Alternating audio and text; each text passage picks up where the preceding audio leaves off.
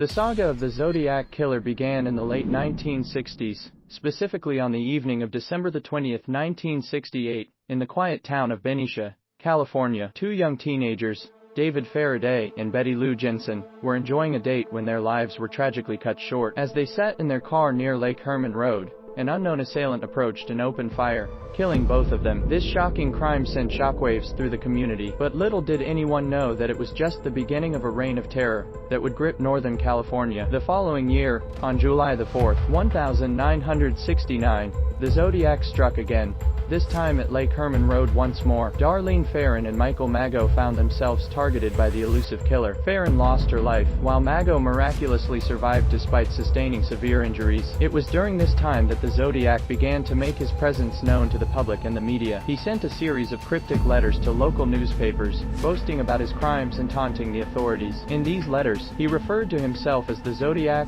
and included various ciphers that he claimed would reveal his identity. This cryptic behavior only heightened the mystery and intrigue surrounding the case. On September 27, 1969, the Zodiac struck again, this time at Lake Berryessa. Brian Hartnell and Cecilia Shepard were enjoying a peaceful picnic when the hooded figure of the Zodiac approached them. He tied them up and brutally stabbed them before disappearing into the shadows. Hartnell managed to survive the attack, but Shepard tragically succumbed to her injuries. The most audacious act committed by the Zodiac occurred on October 11, 1969. In San Francisco's Presidio Heights neighborhood, taxi driver Paul Stein unknowingly picked up the killer as a fare, and was shot in the head at close range. The Zodiac even had the audacity to cut a piece of Stein's bloodied shirt as proof of his crime. This brazen act further fueled public fascination, and intensified the manhunt for the elusive murderer. Despite numerous leads and suspects, including the infamous Arthur Lee Allen, the Zodiac Killer managed to elude capture. The investigation into the case was marked by frustration and dead ends,